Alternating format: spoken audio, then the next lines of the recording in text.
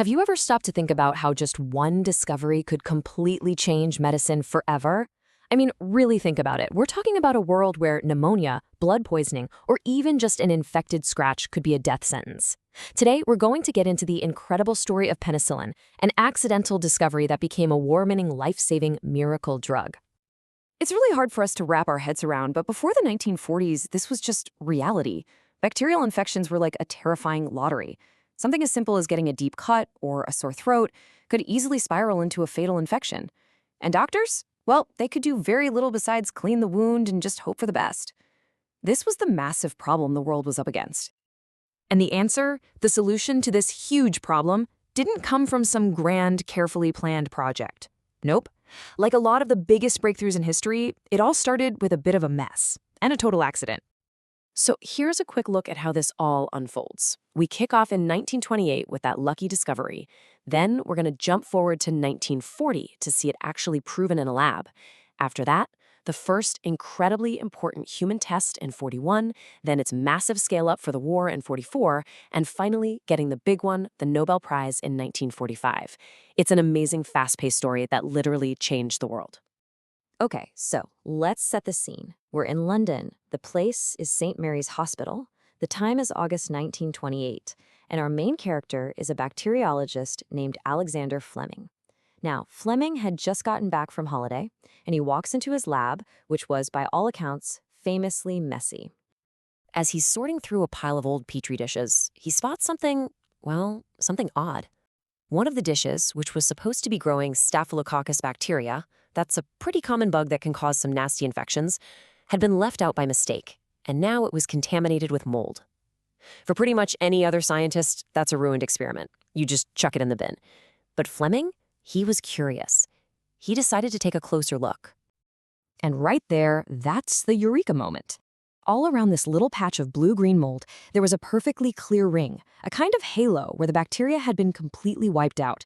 The mold was obviously giving off something that was killing the bacteria. It was like a tiny war was happening right there in that dish, and the mold was absolutely winning. So Fleming named this mystery substance penicillin after the penicillin mold that was making it. He even published his findings in 1929, but here's the crazy part. For more than 10 years, basically nothing happened.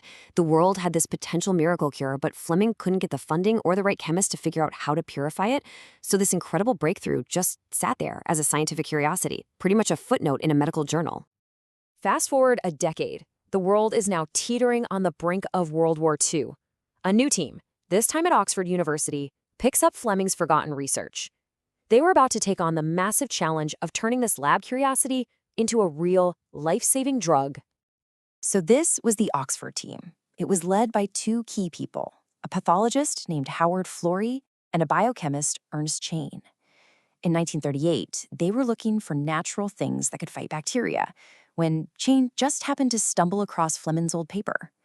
They managed to get funding from the American Rockefeller Foundation, and with that, they started the really difficult work of trying to isolate and produce this penicillin stuff. Their first huge breakthrough came in 1940, with a really simple but powerful experiment. They took 8 mice, infected all of them with a deadly dose of bacteria, then gave penicillin to 4 of them. The other 4 got nothing. And the result? Well, it could not have been clearer. The untreated mice were dead within hours. Every single mouse that got the penicillin survived. This was it. This was the proof they needed that it actually worked in a living body. Okay, so after that incredible success with the mice, the team knew what they had to do next. It was time for the riskiest but most important step of all, testing the drug on a person.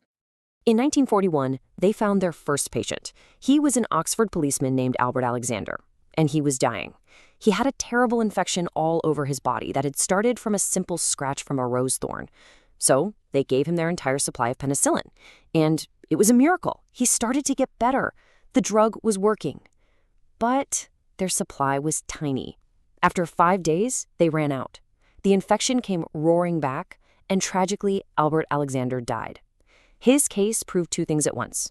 1, that penicillin was a miracle, and 2, that they desperately needed to figure out how to make a whole lot more of it.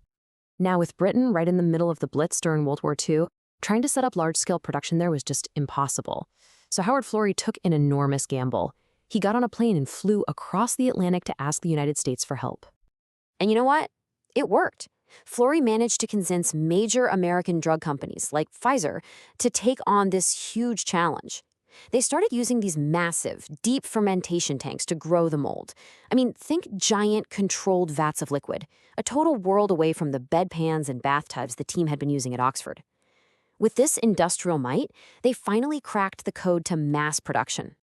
The results of this American industrial effort was just staggering. By D-Day, that's June 6, 1944, just a couple of years after Florey's trip, there were 2.3 million doses of penicillin ready and waiting to treat Allied soldiers wounded in the invasion of Normandy. It went from a lab curiosity to an industrial-scale weapon in almost no time at all. And this wasn't just a medical story anymore. Penicillin was about to become a strategic weapon, one that would have a direct and really dramatic impact on the outcome of the war. You could see the difference on the battlefield almost immediately. You see, before penicillin, if a soldier got a deep wound from shrapnel, it would very often get infected. That could lead to gangrene, amputation, or just a slow, awful death. But with penicillin, the death rate from those infections just plummeted. Suddenly, soldiers were surviving injuries that just a year or two before would have been an absolute death sentence. It completely changed military medicine. In fact, it's estimated that penicillin cut the death rate among wounded Allied soldiers by as much as 15%. Now, just think what that means in a war. It means more soldiers, often experienced soldiers, surviving their injuries and being able to return to the fight. It wasn't just saving lives, it was a real strategic advantage. So the legacy was immediate, and it was huge. Penicillin was quite rightly hailed as the miracle drug. It kicked off the entire age of antibiotics and saved millions and millions of lives, both during the war and for decades after. And then, in 1945, the three men at the heart of the story, Alexander Fleming for that first lucky find, and Howard Florey and Ernst Chain for turning it into a real drug, were all jointly awarded the Nobel Prize in Physiology or Medicine. You know, the story of penicillin is just this perfect storm of chance, of genius, and of wartime pressure that completely changed our world. But it does leave us with a really big question for our own time. As bacteria evolve and grow resistant to our best drugs, we're actually facing the terrifying idea of a post-antibiotic era, a world where we could go back to a time where a simple cut could kill. So what happens when our miracle drugs stop working? It's a sobering thought, and it's the next chapter in this incredible story that all began in Fleming's messy lab.